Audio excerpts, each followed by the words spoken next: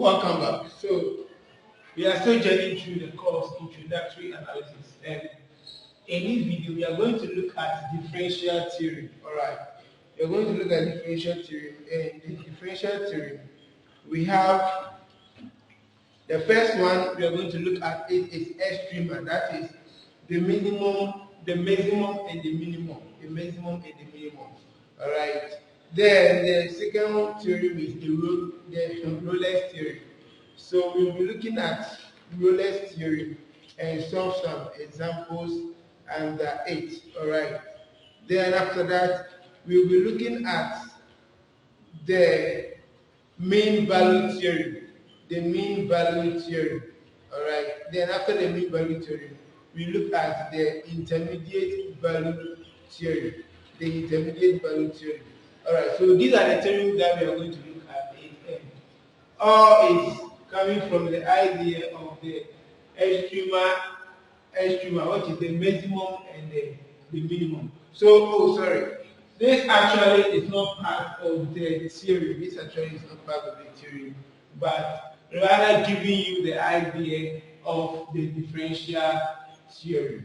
All right. So that is that. Now, looking at this graph, when we say that the function, now you can see how this is a function f of x, all right? Then you can see how it is curved. That is from this side to this side, all right? So this represents the minima. The minima. That is the minima or the minimum. So that is the minimum. And also you can see how this one too is curved, all right? So what we have here is the maximum. Is the maximum, all right? Is the maximum. And don't forget, this is giving us the sense of the theorems that we are going to look at. And also we have, okay, so let f of x be continuous at a and b. That means that the f of x is continuous at 8 what? Endpoints. At 8 what? Endpoints. Let me make here A and also B. Alright. And let f of x assume a minimum or maximum at S naught. And that is S naught. So there is a minimum at S naught here. And there is a maximum at S naught here. Very good. Where S naught belongs to the interval of what? A and the what? And the B. Then if f prime, that is when we take the derivative of the f of x, we are going to get f prime of s naught exists. So if f prime of s naught exists, then we are saying that that derivative function is equal to 0. Then we say that that derivative function is equal to 0. And that's the idea from the extrema. From the extrema. So quickly, we are going to look at the three theorems. The first is the Rolex theory. Then we solve an example. After that, then we come to the mean value theory. Then we solve an example there. Then we come to the last one, which is the intermediate value theory. So actually, we have about 3 theorems to look at it right now. We also have one also that is called double theorem there. I'm not sure we can be looking at it in this video. Alright, double. It's the name of a person, okay? Yeah, he's a mathematician. Very good. So he came with that theory, and that's why it is double theory. Very good. In fact, let me talk something small about the double theory. The double theory, we are going to look at it because it's embedded under the intermediate value theory, alright? So under the intermediate value theory, we are going to look at the Davos theory or the Davos property. Let me say that, the Davos property. So let's move on to the Rolex theory.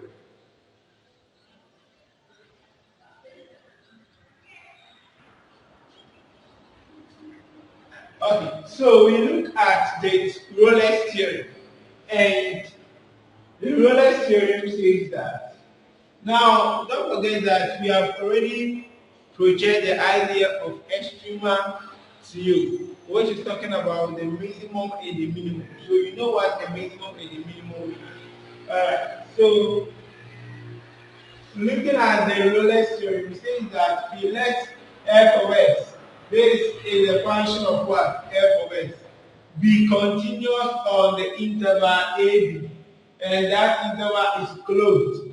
It's continuous on the closed interval of AB, and f prime of x exists. So if now from your calculus one, you know the condition for identify whether a function exists or doesn't exist.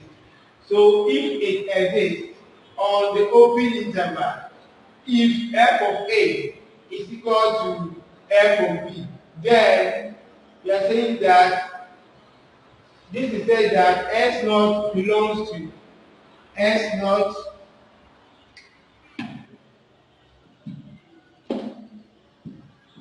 S naught belongs to the open interval of AB such that the derivative function of S naught is equal to 0. Alright, so in fact, if you look at the theory, it just happened. But let's look at the steps. Alright, the steps is here to project you of whatever the theory is saying. So whenever you are asked to state the Rolex theory, you can give this diagram and state this one on it. Alright, now let me explain it here. This is the steps. Now, in a question, you are going to be given a function and its what interval. Alright, a function and its what interval, but the interval given you is going to be closed. The interval that will be given you is going to be closed. That's why we are saying that we let f of x be the continuous on what? A closed interval of what? AB. And when you take the derivative of the f of x and it's existing on the open interval. So watch. The first step is that you check if it's continuous at f of x. If it's continuous at f of x on the what? On the closed interval. That's the first thing that you are going to check. That's the first thing that you're going to check. Then secondly, you check if the f prime, that is the derivative of the f of x, if the f prime of x is also continuous at an open interval of what? AB. So the first thing is that you check if f of x is continuous on the closed interval of AB. Secondly, you check if the derivative, so that means that you go for the derivative of the function, and before you go and check whether the f prime or the derivative of the derivative function is also continuous at an open interval. Thirdly, then you check if when you put f of a in the function of f, it's going to be the same as putting it in the function of what? In the function of b. Very good. Now, excuse me, always don't forget that this doesn't mean that you replace the AB is coming from the interval, right? This doesn't mean that you will replace it in the f prime.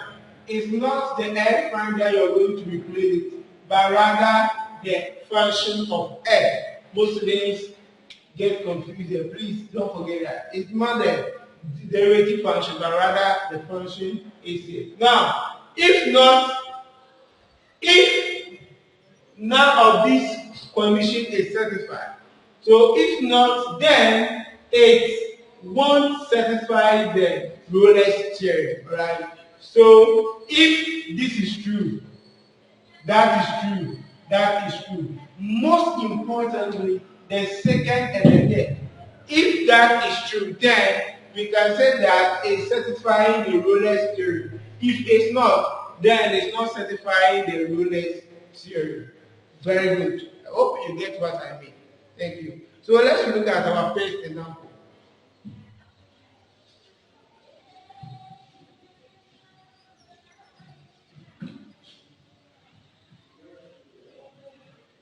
So in our first example, we look at determine whether example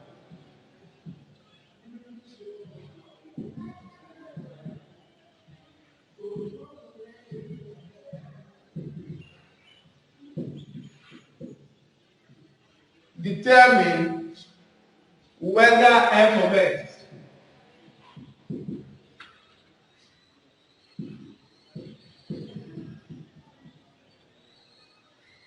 x squared plus 5x plus 3 satisfy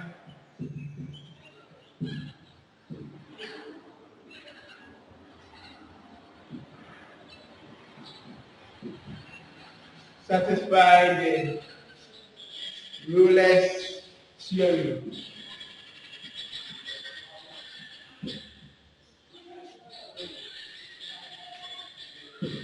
In this closed interval, that is 1, 2. Alright, so let's go on. Not anything difficult. So as we said, you will be given the function and the closed what interval. Exactly what we have here. That's exactly what we have here.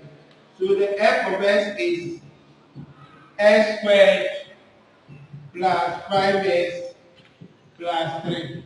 Then the closed interval is 1, 2.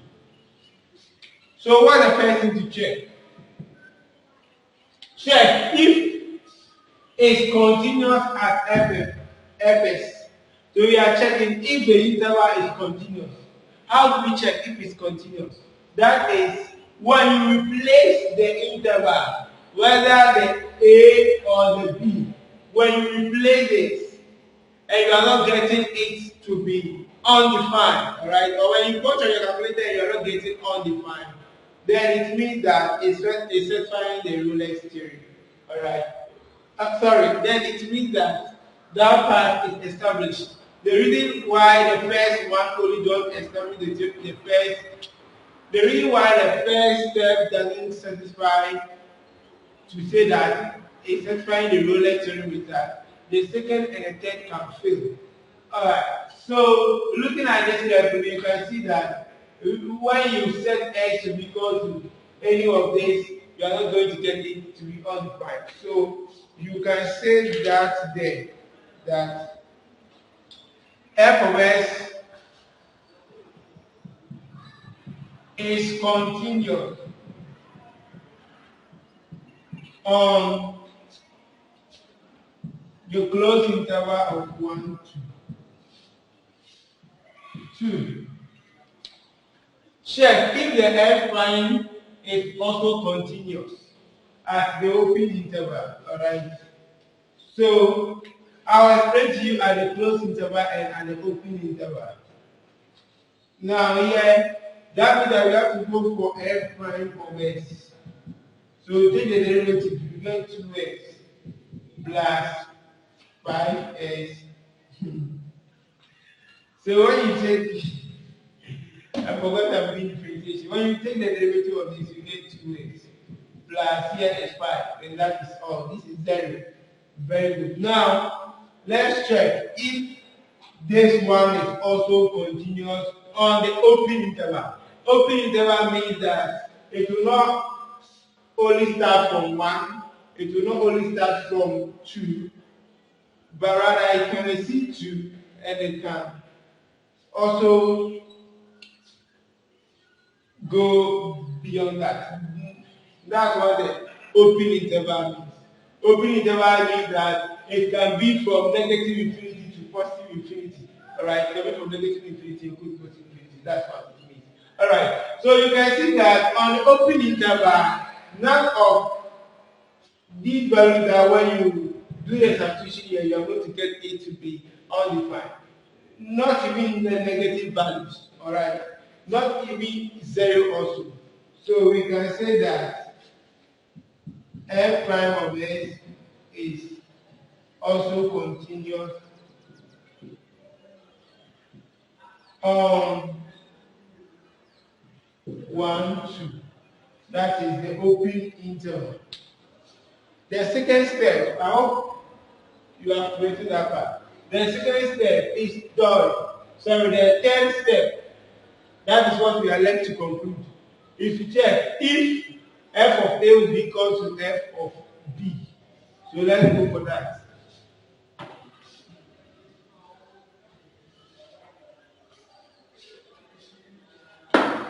Now, even though the first one is true, the second one is true, but let's see if the third one is true. If it's not true, then it will fail to satisfy the Rolex theory.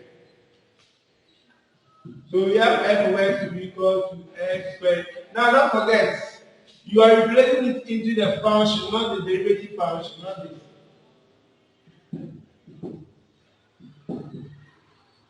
So let's look at f of 1. F of 1.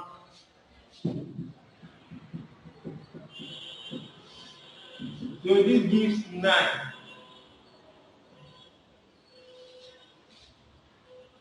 Then we go to f of 2.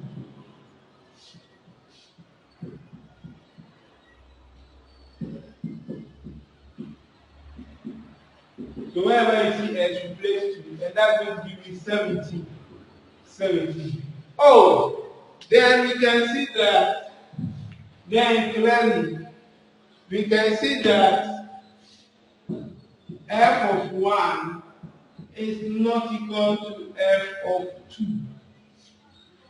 Therefore, since, so we conclude, since f of x is not, you can write, since f of x does not, or is not, since f of x does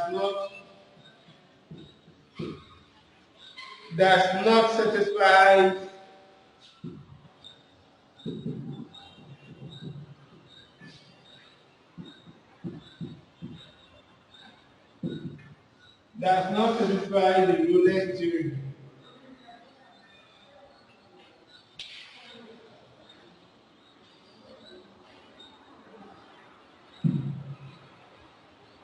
Sorry. Since since f of 1 is not equal to f of 2, f of x does not satisfy the Rolex theory on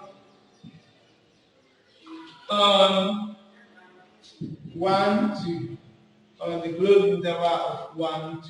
So that is how it is.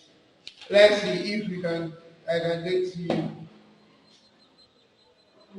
our second question.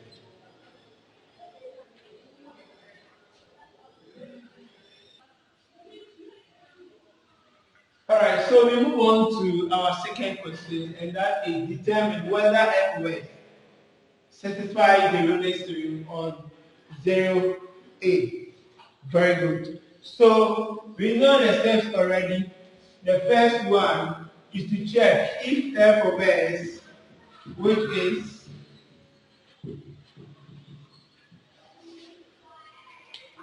is going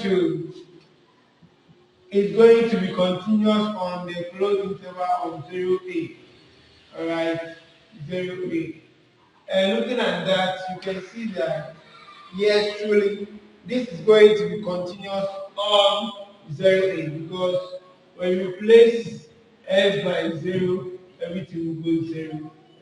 When you see, there is no way when you place x by a, you're going to get square root of 0, which is 0. But everything here will be 0. So you can see that truly, this is continuous.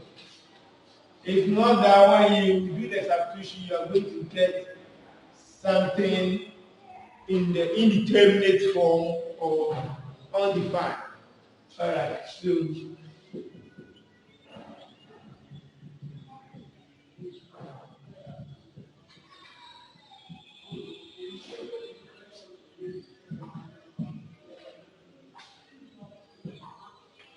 two.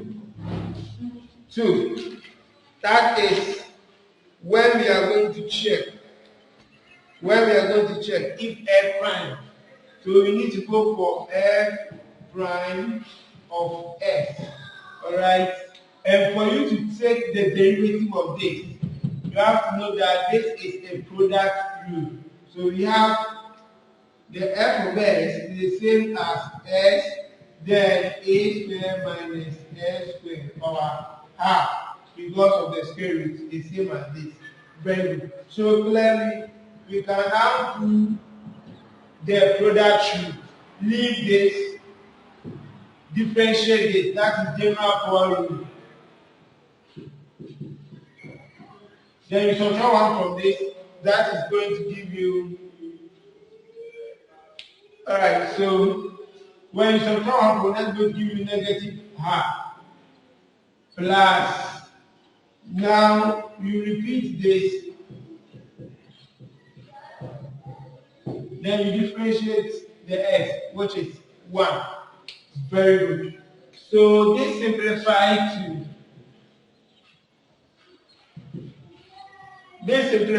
give you.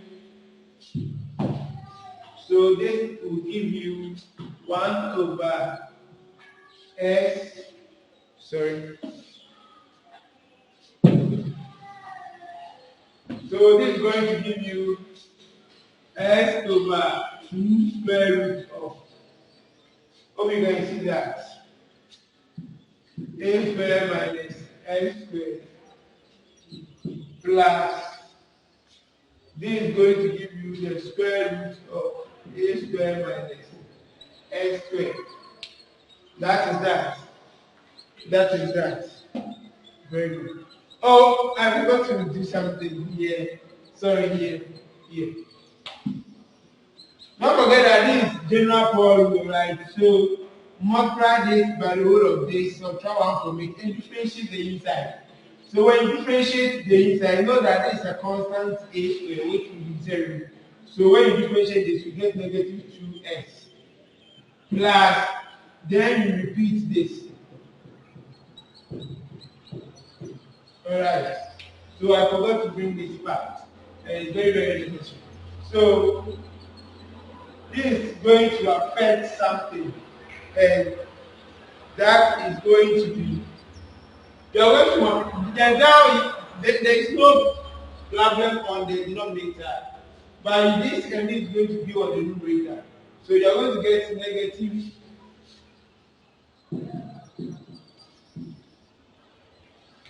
You're going to get negative 2s squared. Yeah, that is that. And that is exactly that. So this is what you are going to get. Very nice. And you can rewrite this as you can bring this one here and bring that one here. It's still the same thing. Very good. So now we check if this is going to be continuous on 0a. And that is going to be the open one interval. So that is negative 0, you can go to negative infinities and all that. But whatever you do is going to be continuous. So we conclude that f prime of s is continuous. Is continuous on the open interval of 0a. It's going to be continuous on the open interval of 0a. And what the next thing to do again? That is the third step. That is where we are going to do the substitution of the a and the b to check if f of a is going to be equal to f of b. Alright, but here the a we can see here is 0, and the b we can see here is a. So 0, a. So we go and find the function of the 0. So we use the f of y, which is s square root of a squared minus what? S squared. So let's move on. So here, why you see s, put 0 there. So 0 square root of a squared minus 0 squared. And this is going to give you 0. And here, wherever you see s, put a there. So here we get a squared minus a squared. And this one will give you 0. So therefore, clearly you can see that f of 0 is equal to f of a. So this one, there was a question mark. So now we can see that this is equal to this. And since, so you can conclude, since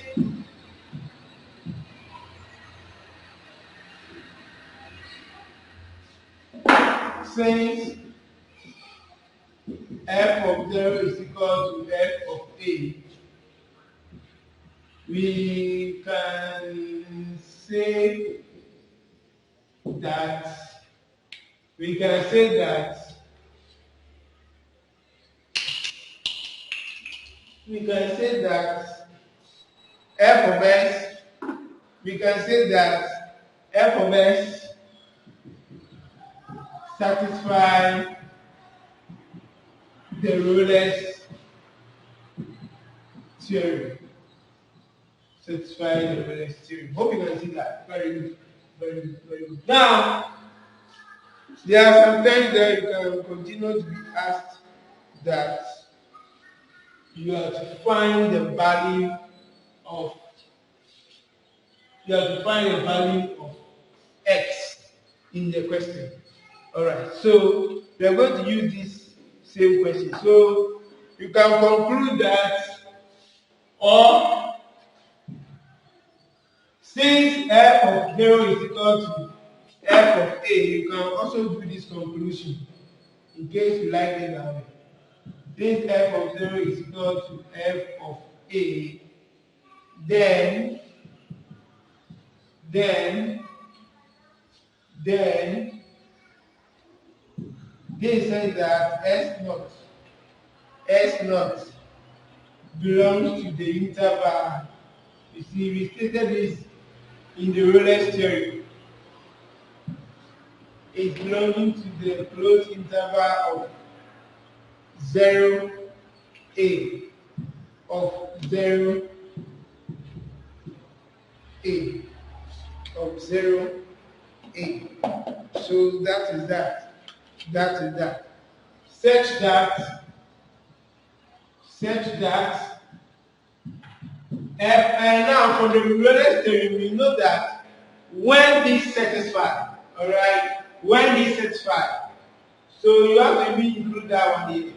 When there's step 1, step 2, step 3 satisfied, it means that the derivative function is equal to 0.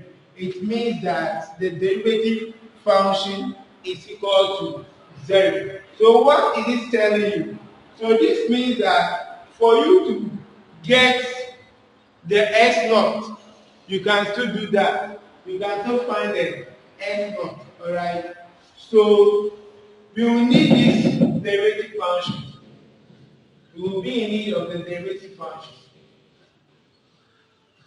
Even though we have concluded that this is satisfying the Rolex theorem, alright, but we need to continue to find them. We need to continue to find the S naught, alright, because the S naught must be known. So what this means is that the F prime of S naught is going to be equal to 0. So wherever you see S, replace that by S naught, and wherever you see S, replace that by S naught in the F prime, then equate to 0. So we get negative 2S squared naught. So 2 square root of A squared minus S naught squared plus A squared minus S naught squared. So it's not only that you are concluding that it's satisfying. If it is satisfying, it is at what point of x? Which will be equal to 0. Alright. So now we move on to find our x. So looking at this, we need to achieve the same what? Denominator. Or we can send this one to this side. Alright. We can send this one to this side. So when we send this one to this side, then we are going to get negative 2S squared naught over 2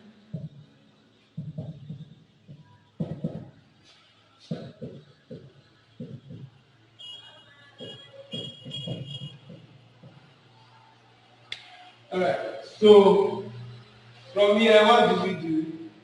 We can do cross multiplication here, alright? Okay, we can do cross multiplication here. Don't forget that we have sent this one to this side. So when you do the cross multiplication, let me play this part.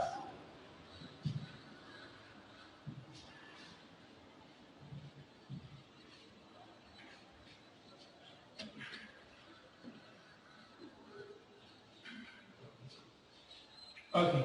So when now since we have negative here and there is negative here, we can negate both sides to get rid of this negative. We can do that to get rid of that negative. Then we have 2s squared naught is equal to multiplying this by this. Okay. So 2 square root of s squared minus a squared minus s squared naught multiply a squared minus s squared naught. Alright. So we multiply this to this.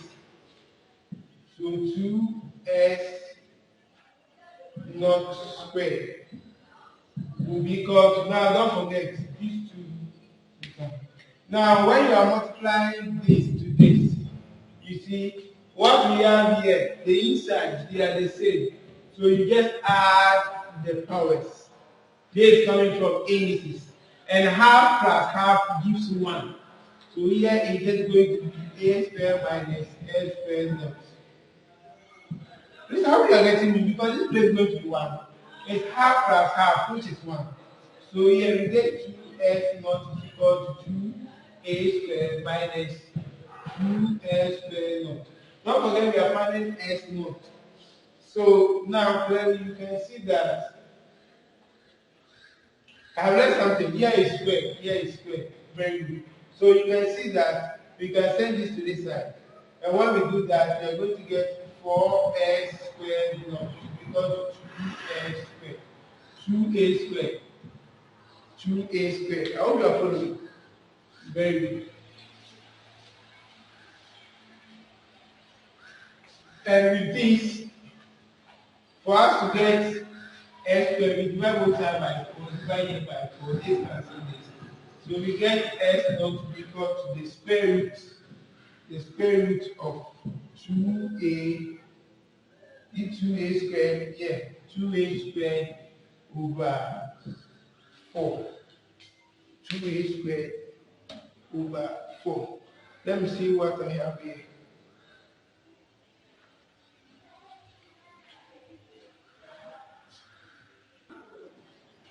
All right, let's conclude it. So this one will give square root of the 2. So let me write it well, because the a square will exclude the roots 2 over 2. All right, because the square root of 4 is 2.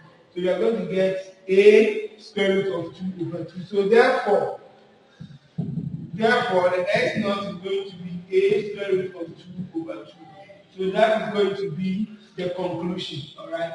Now, I hope you are not confused. The first step is to justify whether it satisfies the Rolex theory. When you are done with everything, that is applying the step 1, step 2, step 3.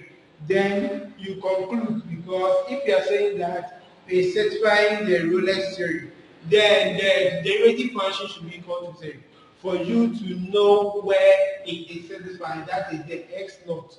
All right. So for you to know that there is analysis that we are doing, so you can't just end there and go your way. So we need to get the x naught. So for you to get the x naught, it's just by taking the derivative and equating it to 0. So when you equate it to 0, you send this one to this side. Then you do cross multiplication. That is what I did. So after the cross multiplication, I get something like this. Now, square root, square root, square root. So you know that it will cancel. Square root of a times square root of a, that is a. So it will be left with 2 multiplying this. And that is exactly what you are going to get. So when you send this one to this side, you are going to get 4a squared naught. And you end up by getting s naught to be a square root of 2 over 2. Thank you. And we will be looking at the next theorem, and that is the mean value theorem, together with the intermediate value theorem, which is the Dapol, which is by the application of the Dapol property. All right, we will be looking at it in our next video.